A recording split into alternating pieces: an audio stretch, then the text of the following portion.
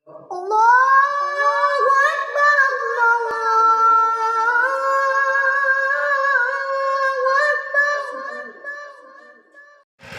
لله وحده والصلاة والسلام على من لا نبي بعده أما بعد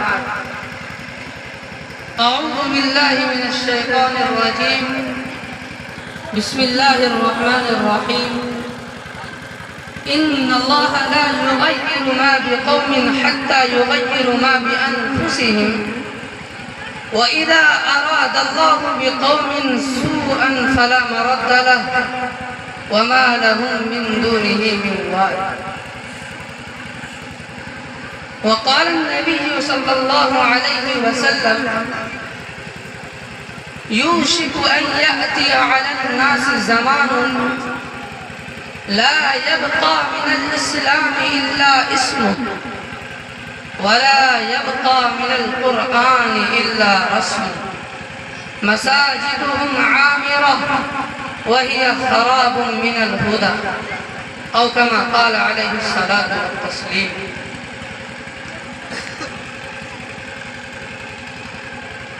اسٹیج پر بیٹھے ہوئے علماء کرام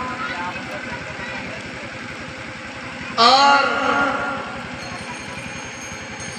معزز سامعین، اللہ رب العزت کا بے انتہا کرم ہے کہ اس ذات نے ہمیں اس مبارک محفل کے اندر آنے کی توفیق عطا فرمائی.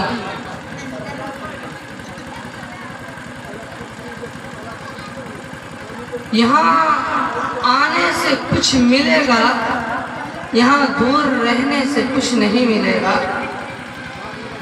ارے وہ ڈوبا کے غیور نوجوانوں، آپ کے گاؤں میں جلسہ ہو رہا ہے، آپ کے ڈوبا کی سرزمین میں جلسہ ہو رہا ہے، اور اے ڈوبا کے غیور نوجوانوں، آپ گھروں کے اندر سو رہے ہیں، گھروں کے اندر بیٹھے ہوئے ہیں، باہر سے لوگ آ کر آپ کے جلسہ میں بیٹھے ہیں، لیکن ہماری بدقسمتی یہ ہے کہ ہمارے ڈوبا کے لوگ یہاں پر نظر نہیں آ رہے. ہمارا جلسہ صحیح معنی میں اسی وقت کامیاب ہو سکتا ہے جبکہ خود ہم یہاں پر موجود ہوں. مہمان کے آنے سے مہمانوں کو اسی وقت خوشی مل سکتی ہے جبکہ ان کے ساتھ میزبان بھی موجود ہو. اگر میزبان نہیں ہوگا تو مہمان بیچارہ بیٹھ کر آئے گا اور چپ چاپ چلا جائے گا. ہمارا جلسہ اسی وقت کامیاب ہو سکتا ہے جبکہ خود ہم لوگ یہاں پر موجود رہیں.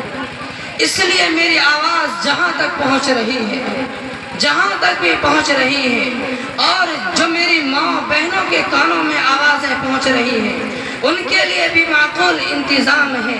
وہ بھی اپنی چیزوں سے کام سے فراغت ہو کر یہاں آ جائیں اور یہاں آئیں، اور ایسی ایسی باتیں ہمارے سامنے آئے گی.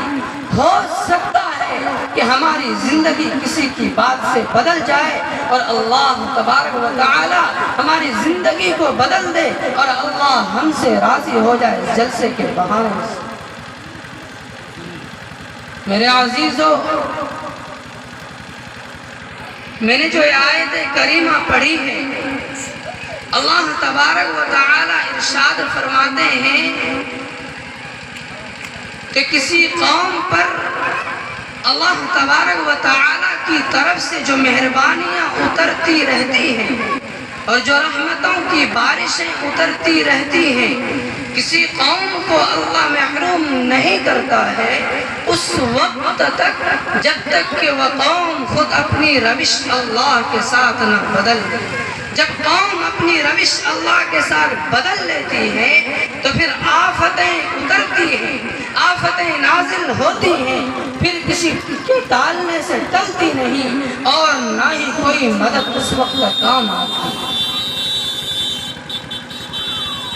جب تک مسلمان خدا کے احکام پر عمل کرتا رہا، خدا کے قانون کے مطابق چلتا رہا، اپنے آپ کو خدا کے احکام کے تابع کر رکھا تھا، اس وقت تک مسلمان دنیا کے اندر فاتح قوم کہلایا کرتی تھی۔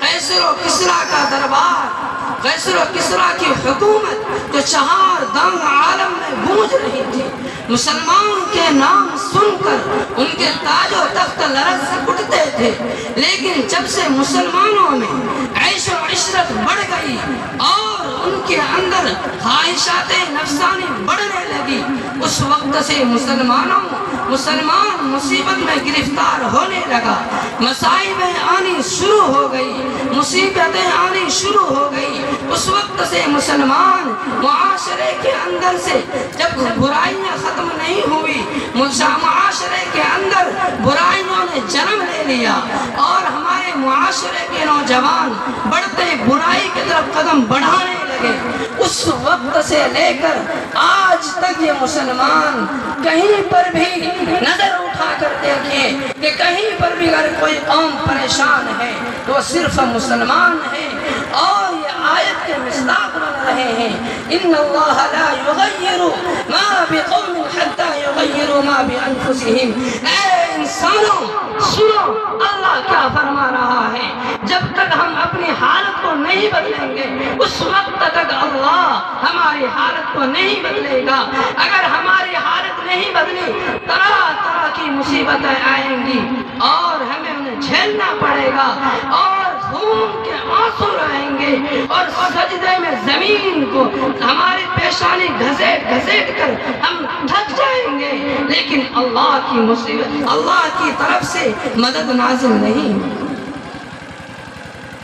میرے بھائیو، اللہ بے نیاز ہے، اللہ تبارک و تعالیٰ کو کسی کی عبادت کی ضرورت نہیں ہے۔ اب یاد کیجئے وہ دور جب میدان بدر کے اندر جو اسلام کی سب سے پہلی لڑائی ہے، وہاں جب حضور صلی اللہ علیہ وسلم کے لیے ایک خیمہ لگا دیا گیا، آپ صلی اللہ علیہ وسلم اس خیمے کے اندر دعا میں مصروف ہیں، رو رہے ہیں کہ مسلمانوں کی چھوٹی سی جماعت ہے، نہ جانے آج کیا ہوگا، اور اللہ کے دربار میں رو رہے ہیں کہ یا اللہ، اے میرے پروردگار، اگر آج تو نے اسلام کو کامیابی عطا نہیں کی تو مولا آج کے بعد تیری عبادت کرنے والا کوئی نہیں رہے گا، تجھے ماننے والا کوئی نہیں رہے گا، تیری وحدانیت کا اقرار کرنے والا کوئی نہیں رہے گا۔ اسی دوران حضرت ابو بکر صدیق رضی اللہ تعالی عنہ تشریف لاتے ہیں اور عرض کرتے ہیں، اے میرے پیغمبر، اے اللہ کے نبی صلی اللہ علیہ وسلم، اب بس تو کیجئے، اب بس کیجئے، اللہ نے آپ سے وعدہ کر رکھا ہے، ان تنصروا اللہ ینصرکم، کیا ہے اللہ کی اگر تم مدد کرو گے اللہ تمہاری مدد کرے گا۔ اور یہ مسلمان جو چھوٹی جماعت نکل پڑی ہے اور امید ہے کہ اللہ ضرور مدد کرے گا، تو اللہ کے نبی علیہ السلام نے فرمایا، اے ابو بکر، کیا میں اللہ کا اس فرمان کو سن کر اللہ کے سامنے گریہ مزاری کو چھوڑ دوں؟ کیا میں اللہ کے سامنے عاجزی انکساری کا دامن چھوڑ دوں؟ تو حضرت ابو بکر صدیق رضی اللہ عنہ نے فرمایا، اسی وقت اللہ کے نبی نے فرمایا کہ اے ابو بکر سنو، اللہ بے نیاز ہے، اللہ کو کسی کی ضرورت نہیں ہے، اللہ نے کائنات بنایا ہے لیکن اللہ کو کسی کی ضرورت نہیں ہے، اللہ چاہے تو اس کو پل بھر میں ختم کر سکتا ہے، اس لیے میں اللہ کے سامنے عاجزی کر رہا ہوں تاکہ اللہ تبارک و تعالی اس قوم کو کامیابی عطا فرمائے۔ دعا کے غیور نوجوانوں، اللہ کے نبی صلی اللہ علیہ وسلم نے 3 پیشین گوئیاں فرمائی ہیں، اور ہمارے سامنے وہ 3 پیشین گوئیاں بالکل ہمارے سامنے کھلے ہاتھوں ہم انہیں دیکھ رہے ہیں۔ پہلی پیشین گوئی اللہ کے نبی جناب محمد الرسول اللہ صلی اللہ تعالی علیہ نے ارشاد فرمایا یوشک ان یأتی علی الناس زمان لا یبقى من الاسلام الا اسمہ، کہ عن قریب لوگوں پر ایک ایسا زمانہ آنے والا ہے اور وہ زمانہ آ چکا ہے، وہ زمانہ ہم کھلی آنکھوں سے دیکھ رہے ہیں۔ اللہ کے نبی جناب محمد رسول اللہ صلی اللہ تعالی علیہ وسلم نے ارشاد فرمایا لا يبقى من الاسلام الا اسمہ، کہ اسلام صرف نام کا باقی رہ جائے گا، اسلام کی جو روح ہے وہ ختم ہو جائے گی، اسلام کی جو حقیقت ہے، اصل ہے، وہ روح ختم ہو جائے گی، صرف نام کے مسلمان ہم باقی رہ جائیں گے۔ ہمارا طریقہ آج ہم خود دیکھ رہے ہیں، آج ہم میں غیر مسلم میں فرق نظر نہیں آ رہا، آج ہم میں غیر مسلم میں فرق نظر نہیں آ رہا ہے، آج غیر مسلم ہم سے کیوں ترقی کرتا جا رہا ہے؟ حالانکہ ایک دور تھا کہ مسلمان سب سے زیادہ ترقی کرتا چلا گیا، ایک دور آیا کہ اللہ کے نبی جناب محمد رسول اللہ صلی اللہ علیہ وسلم کے واسطے سے اللہ نے اس دنیا میں انقلاب برپا کر دیا، یہ انقلاب برپا کر دیا۔ انقلاب اسی وقت ہو سکتا ہے جبکہ ہم اللہ کے نبی صلی اللہ علیہ وسلم کے احکام کو ہم دھیان لیں، اسی وقت ہو سکتا ہے جبکہ ہم اسلام کو ماننے والے ہو جائیں۔ جس طرح ایک یہودی وہ کہتا ہے کہ ہم یہودی ہیں، اب یہ قوم ہماری قوم یہودی ہے، نصرانی کہتا ہے نصرانی ہے، اسی طرح مسلمان بھی یہ کہتا ہے کہ ہم تو مسلمان ہیں۔ مسلمان کا معنی پتہ نہیں، مسلمان کا معنی پتہ نہیں ہے میرے بھائی۔ ہم اللہ تبارک و تعالی نے ہمارے اوپر جو احکامات نازل فرمایا ہے، ہم خود غور کریں ہم کتنے پیچھے جا چکے ہیں۔ اسی کو فرمایا لا يبقى من الاسلام الا اسمہ، اسی وقت اسلام میں اور غیر مسلموں کے مذہب میں فرق ہو سکتا ہے جبکہ ہم اللہ کے نبی جناب محمد رسول اللہ کے فرمان کے مطابق ہم عمل کریں گے۔ ہمارا ہر طریقہ روزمرہ کا ہر طریقہ اللہ کے نبی کے فرمان کے مطابق ہوگا، اسی وقت ہم مسلمان کہلا سکتے ہیں۔ دوسری پیشین گوئی اللہ کے نبی نے فرمایا لا يبقى من القرآن الا رسمه، کہ قرآن کا صرف پڑھنے والا رہ جائے گا، قرآن کے حروف باقی رہ جائیں گے لیکن قرآن پر عمل کرنے والا کوئی نہیں ہوگا۔ لا يبقى من القرآن الا رسمه، حروف نقوش باقی رہ جائیں گے لیکن جو قرآن کی حقیقت ہے یہی وہ قرآن ہے جس کی برکت سے صحابہ کرام کے دل معمور ہو جایا کرتے تھے، یہی وہ قرآن ہے جس کے اندر اللہ تبارک و تعالی ارشاد فرماتا ہے اے ایمان والو ایمان لاؤ۔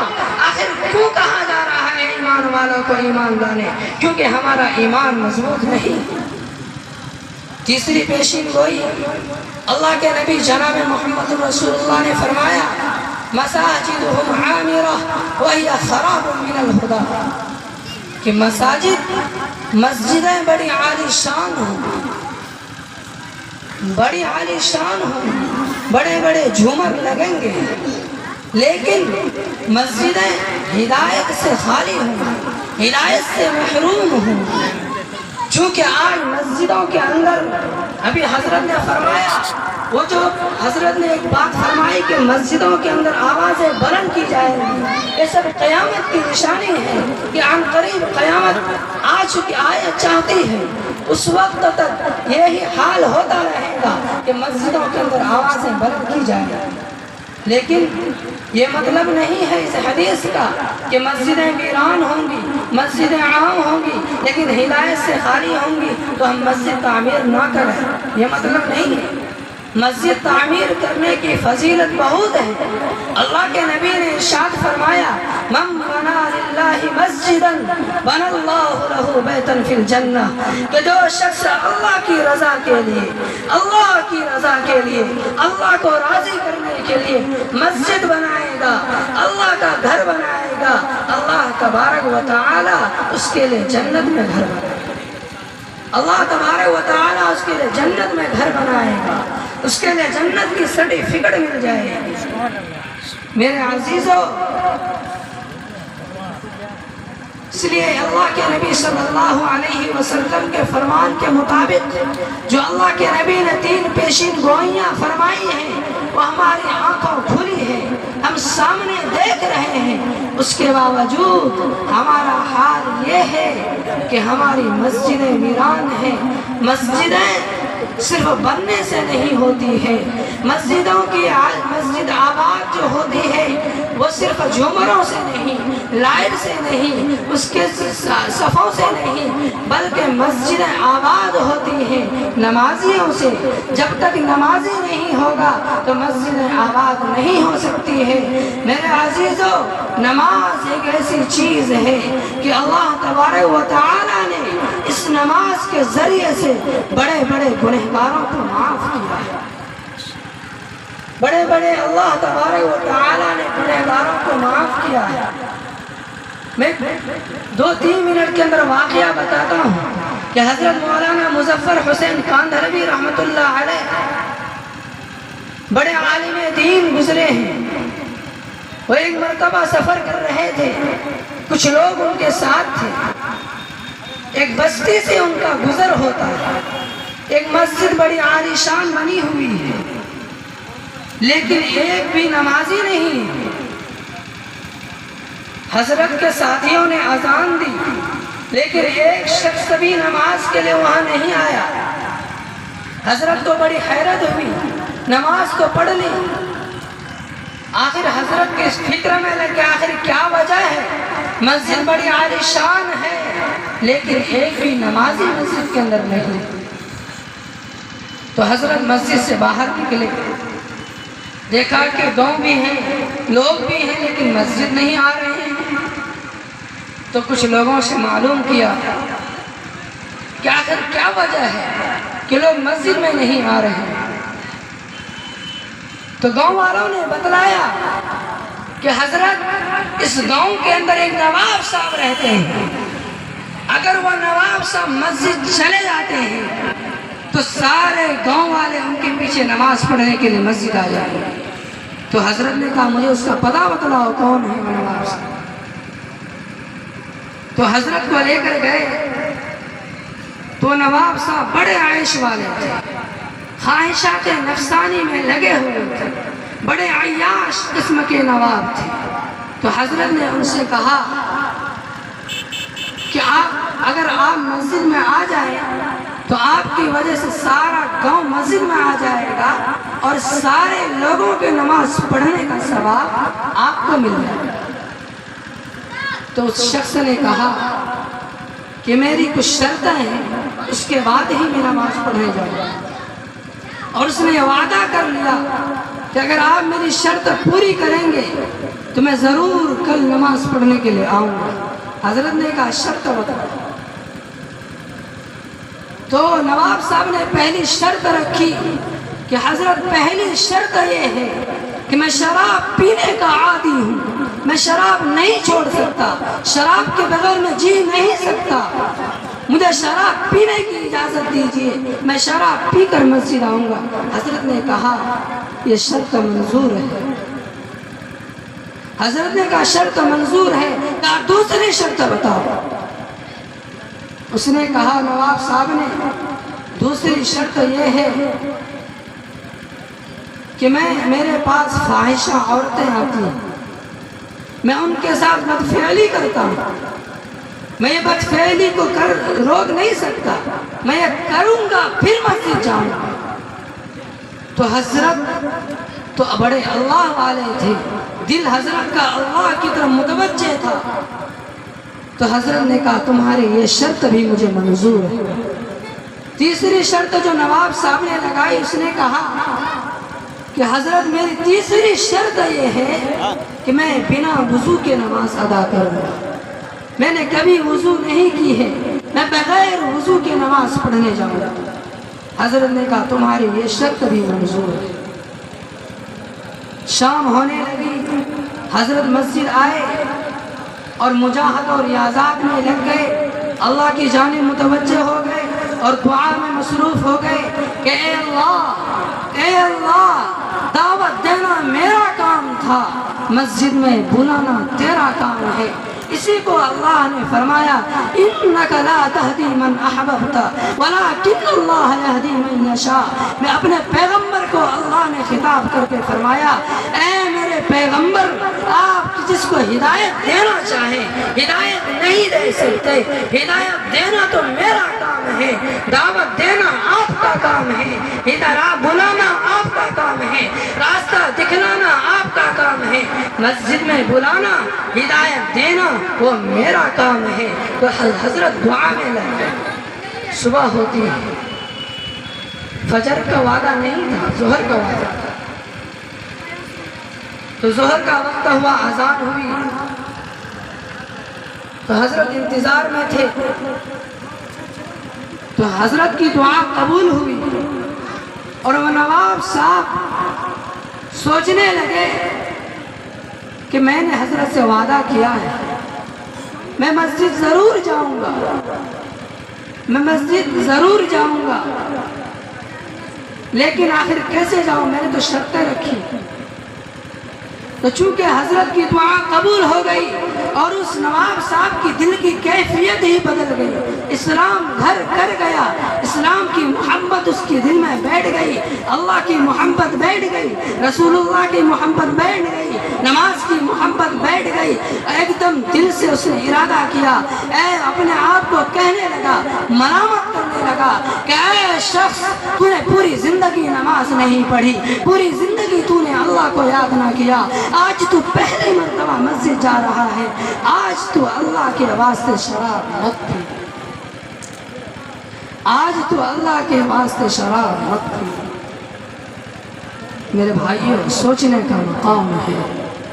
اسی کو اللہ نے فرمایا ان الصلاۃ تنہی عن الفحشاء والمنکر، نماز بے حیائی سے روکتی ہے۔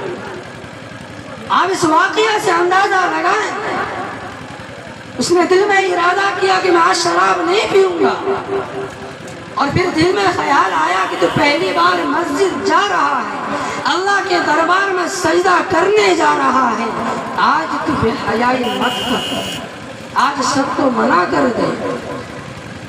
اور پھر تیسری جو شرط تھی وہ دل میں خیال آیا کہ رے او نواب، اپنے آپ کو تو نواب کہتا ہے، آج تو مسجد جا رہا ہے، اللہ کے سامنے سجدہ کرنے جا رہا ہے، پورے محلے والے تیرے سامنے جھکتے تھے، آج تو اللہ کے سامنے جھکنے جا رہا ہے، کم سے کم آج تو وضو کر لے۔ تو شخص وضو کر کے مسجد چلا گیا۔ تو میرے بھائیوں، کہنے کا مقصد یہ ہے کہ نماز بے حیائی سے یقیناً روکتی ہے۔ ہمیں اس کا اندازہ نہیں ہوتا ہے، اذان ہوتی ہے، ہم دکانوں پر بیٹھ کر وقت گزار دیتے ہیں، آخر ہمارے دل کیسے سخت ہو چکے ہیں، اشد قسوۃ من الحجارہ، پتھر سے بھی زیادہ ہمارا دل سخت ہو چکا ہے۔ اللہ کی آواز ہے، مؤذن پکار رہا ہے، حی علی الصلاۃ، حی علی الفلاح، آؤ نماز کی طرف، آؤ کامیابی کی طرف۔ میرے بھائی، وہ کسی دکان کی طرف نہیں بلاتا ہے، وہ مؤذن کسی فلم ہال کی طرف نہیں بلا رہا ہے، وہ مؤذن اللہ کے دربار میں بلا رہا ہے، جہاں سے کامیابی ملتی ہے، جہاں سے اللہ راضی ہوتا ہے، جہاں سے دل کی کیفیت بدلتی ہے، وہاں وہ مؤذن بلاتا ہے۔ ہم آج یہاں عہد کریں کہ آج یہ اللہ سے وعدہ کریں، دل کو اللہ کی جانب متوجہ کریں کہ آج سے ہم 5 وقت نماز ادا کریں۔ کیا وعدہ کرتے ہیں؟ ہم ہاتھ اٹھا کر کہیں، زور سے کہیں۔ میرے بھائی، میں تو اس گاؤں کا چھوٹا سا بچہ ہوں، میں کوئی مقرر نہیں ہوں، اللہ تبارک و تعالیٰ نے موقع دیا، یہ اللہ کا بڑا فضل ہے، یہ اللہ کا بڑا احسان ہے، اور آپ لوگوں کی دعاؤں کا ثمرہ ہے جو آج اس حقیر فقیر کو اللہ نے آپ کے سامنے کھڑا کیا۔ یہ اللہ کا بڑا فضل ہے، نہ میرا کوئی کمال ہے، نہ میرے ماں باپ کا کمال ہے، میرے باپ کا، میرے والدین کا کوئی بھی ہو، ان کا ایک بڑا احسان یہ ہے کہ انہوں نے ہمیں اس راستے میں لگایا۔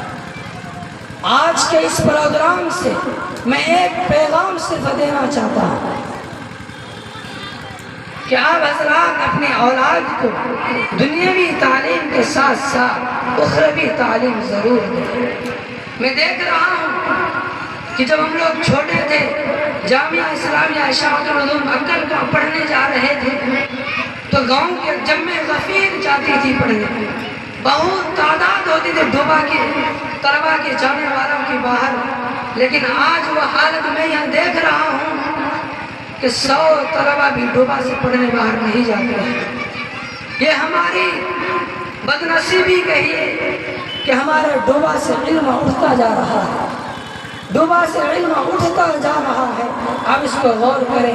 میں اللہ کا واسطہ آپ حضرات کو دے رہا ہوں، خدا کے واسطے اپنے اولاد کو دینی تعلیم دیجیے، حافظ قرآن بنائیے، عالم دین بنائیے۔ خدا کی قسم یہ حافظ قرآن قیامت کے دن کام آئے گا، قیامت کے دن کام آئے گا، جب وہ 10 انسان جن کے لیے جہنم واجب ہو چکی ہوگی اور حافظ قرآن سے کہا جائے گا اٹھو اے حافظ قرآن، ان 10 انسانوں کے لیے سفارش کرو، میں تمہاری سفارش قبول کروں گا۔ ان 10 انسانوں کے لیے جہنم واجب ہو چکی ہوگی اور وہ حافظ قرآن شفاعت کر کے اللہ کے دربار میں ان انسانوں کو جنت میں پہنچانے کا ذریعہ بنائے گا۔ اس لیے میں یہاں سے پیغام دینا چاہتا ہوں کہ آپ حضرات اپنے اولادوں کو دنیاوی تعلیم کے ساتھ ساتھ دینی تعلیم ضرور دیں۔ دعا کیجیے اللہ تبارک و تعالی کہنے سننے سے زیادہ سب کو عمل کی توفیق عطا فرمائے۔ وآخر دعوانا الحمدللہ رب العالمین۔ ماشاءاللہ، یہ تھے جناب مولوی محمد شاکر صاحب، متعلم دارالعلوم دیوبند۔ ماشاءاللہ موصوف کا انداز خطیبانہ ہے۔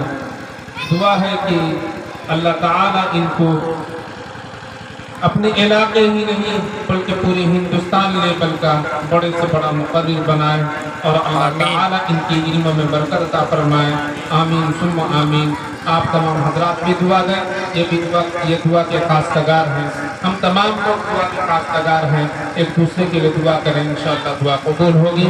حضرت گرامی اب آئیے، چونکہ عشاء کی نماز ہونی ہے تو اذان ہوگی مان جی، اور ایک اعلان یہ کرنا ہے کہ گاڑی کا جہاں اذان کے 5 منٹ کے بعد انشاءاللہ جماعت کھڑی ہو جائے گی۔